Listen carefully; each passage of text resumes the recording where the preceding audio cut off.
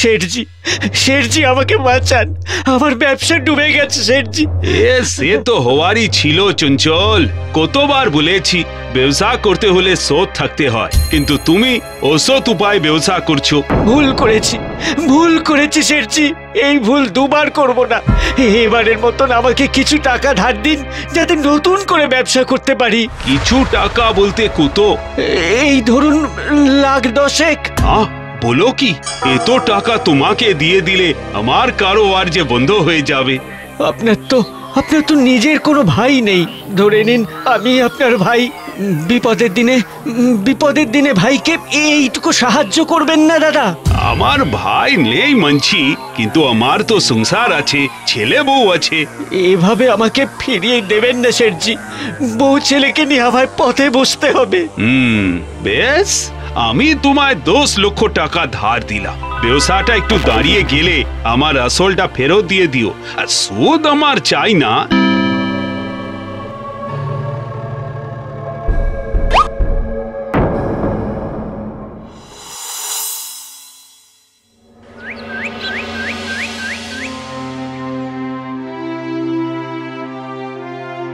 এই নাও তোমার চা।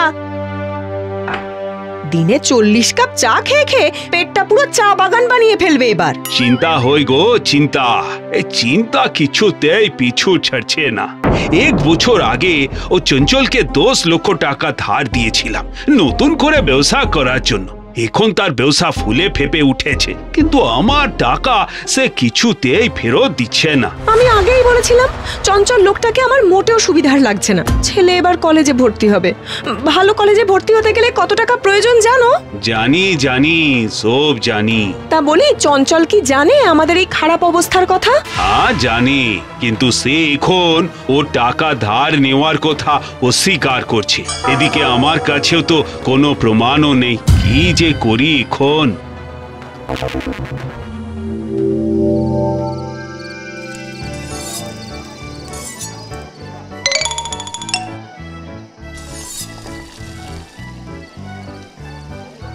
শেঠের দেওয়া পয়সা দিয়ে আমার ব্যবসা একেবারে রেলগাড়ির মতন ছুটে চলেছে।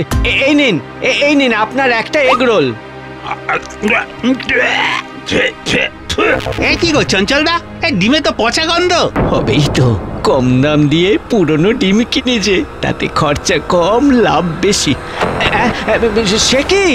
সে কি আমি তো দাম দিয়ে সবচেয়ে ভালো ডিমটা বাজার থেকে কিনি। তাই নাকি? তাহলে হয়তো আমারই ভুল। এই তো, এটাই তো বিখ্যাত চঞ্চলদার ফাস্টফুডের দোকান। অনেক শুনেছি এই দোকানের ব্যাপারে। হ্যাঁ, এটাই সেই বিশ্ববিখ্যাত ফাস্ট ফুডের দোকান। বলো ভাই, কি লাগবে? আমাকে একটা চিকেন রোল দাও।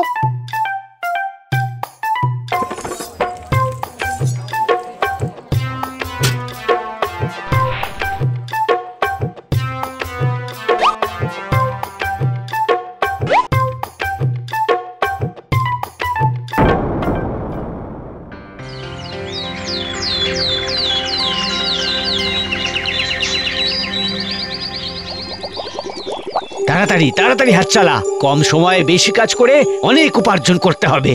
আবার চলে এসেছি চঞ্চলদা, আমাকে বেশি করে লুচি দাও তো, খুব খিদে পেয়েছে।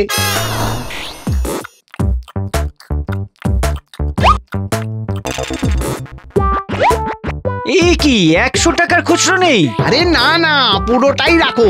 গতকাল তোমার দোকান থেকে চিকেন রোল খেয়ে গেলাম, মনে নেই? হ্যাঁ মনে আছে তো। তাড়াহুড়ো চক করে তো কাল পয়সা দিতেই ভুলে গেছিলাম, আজ দিয়ে দিলাম। যতদূর মনে পড়ছে, ছেলেটা কাল রোল খেয়ে টাকা দিয়েছিল, আজ আবার দিল। ভুলো মনে স্বভাব নিশ্চয়ই। আরে তাতে আমার কি, আমার সকাল সকাল 100 টাকা ফটকা ইনকাম হলো। আরে এই হাত চালা। ইস, বড্ড ভুলোমনা স্বভাব হয়েছে আমার। আজ সকালে চঞ্চলদার দোকানে গিয়ে পেট ভরে লুচি খেলাম, অথচ দাম দিতেই ভুলে গেলাম। ও চঞ্চলদা, আজ কড়া করে 3টে মোগলাই ভাজো তো। খাবে না নিয়ে যাবে? নিয়ে গিয়ে খাবো।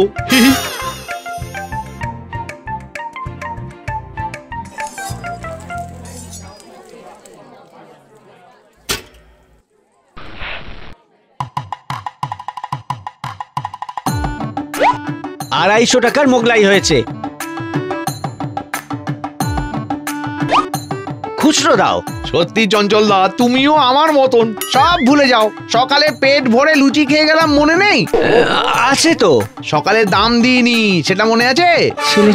ছেলেটা আবার ভুল করছে, তবে ওকে শুধরে দিলে আমার লস। হ্যাঁ হ্যাঁ হ্যাঁ, সকালে দাম দাওনি তো। ঠিক ঠিক, ওটাও কেটে নাও একবারে। সত্যি ভাই, তোমার মতন সৎ কাস্টমার পাওয়া ভাগ্যের ব্যাপার। রোজ এসো আমার দোকানে।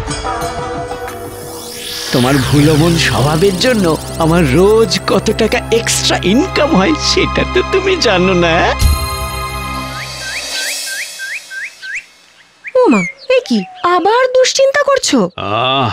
কোনো দিন কারুর ক্ষতি করিনি আমি, উল্টে উপকার করেছি। আর আমার সাথে কিনা এমন হলো। আহা, এসব থাক না। এই নাও, আমার বিয়ের গয়না কটা রাখো। এগুলো তো আমি তোমাকে গড়িয়ে দিয়েছিলাম। হ্যাঁ গো হ্যাঁ, এগুলো বিক্রি করলেই আমাদের আগামী 5-6 মাস নিশ্চিন্তে চলে যাবে। না না ভগবান না, এ পাপ আমি করতে পারবো না। পাপ? পাপ কিসের? আমার গয়না আমি বিক্রি করছি, এতে পাপ নেই তো। ছেলেকে বলেছি কলেজের ফর্ম তুলে আনতে। ও যে কলেজে ভর্তি হতে চায়, ওকে না সেই কলেজেই ভর্তি করব, কেমন? দাদা, একটা এগ রোল। ও মোগলাইটা দিন। দাদা 2 প্লেট চাও দেবেন তো, সস ছাড়া। কি ব্যাপার চঞ্চলদা, খুব ব্যস্ত বুঝি? আরে ভাই তুমি এসো এসো, বলো আজ কি দেবো। আজ অনেক কিছু নেওয়ার আছে। তুমি প্রথমে আমার আগে আসা কাস্টমারদের ছাড়ো, তারপর আমি বলছি। সত্যি ভাই, সত্যি তুমি বড় ভালো মানুষ। বুঝলেন না দাদা, এই ভাইয়ের মতন সৎ মানুষ আমি দুটো দেখিনি। আহা, এত প্রশংসা করার কি আছে? না না, তোমার মতন সৎ মানুষ আজকাল মার্কেটে খুব একটা পাওয়াই যায় না। আরে অনেকেই তো আমার দোকানে ধারে খায়, কিন্তু শোধ দেওয়ার বেলা দোকানে ত্রিসীমানায় আসে না। আর তুমি নিজে এসে ধার শোধ করে যাও। তবে আজ ধারের টাকা দিতে নয়, নিতে এসেছি। হ্যাঁ মানে? দেখেছো, বলেছিলাম না তুমিও আমার মতন ভুলোমনা হয়ে গেছো। কি বলেছিলাম তো? হ্যাঁ মানে তা বলেছিলে। মনে নেই? মাসখানেক আগে আমার কাছ থেকে 15 লাখ টাকা ধার নিলে। 15 লক্ষ? হ্যাঁ, বলেছিলে তো 1 মাসের মধ্যে শোধ করে দেবে। আজ তো 1 মাস পূর্ণ হলো, তাই টাকা নিতে চলে এসেছি। না না, আমি তো কোনো টাকা ধার নিইনি। এই তো একটু আগে বললে এনার মতন সৎ মানুষ আজকাল মার্কেটে খুব একটা পাওয়া যায় না কিনা, তা উনি সৎ হলে মিথ্যে বলবেন কেন? তাছাড়া সারাদিন আগুনের সামনে দাঁড়িয়ে কাজ করছো, নিশ্চয়ই টাকা ধার নিয়ে ভুলেও গেছো। হ্যাঁ তাই হবে বোধহয়, কিন্তু এতগুলো টাকা নিয়ে বেমালুম ভুলে গেলাম। ঠিক আছে, তুমি যখন বলছো তখন তো ধার শোধ করতেই হবে।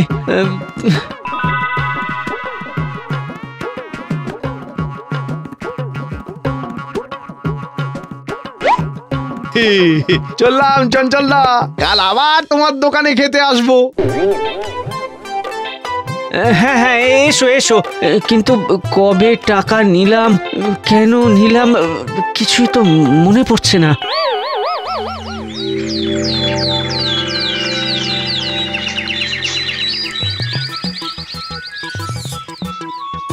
কই গো চঞ্চলদা, আমাদের লুচি দাও, খুব খিদে পেয়ে গেছে যে। শেঠজি, আপনি? আর আর তুমি? এটা আমার বাবা আর এটা আমার মা। মানে? তার মানে তোমার ধার নেওয়া 10 লাখ টাকা এবং 1 বছরের সুদ বাবদ 5 লাখ টাকা, এই মোট 15 লাখ টাকা আমরা পেয়ে গেছি। হ্যাঁ, ছেলে আমার খুব চালাক আছে, আমার মতন বোকা নয়। হবেই তো, কার ছেলে দেখতে হবে না? হ্যাঁ, আবার সব শেষ হয়ে যাবে দাদা। আমাকে এবারের মতন ক্ষমা করে দিন, যা ছিল সব কুড়িয়ে বাড়িয়ে দিয়ে দিয়েছি।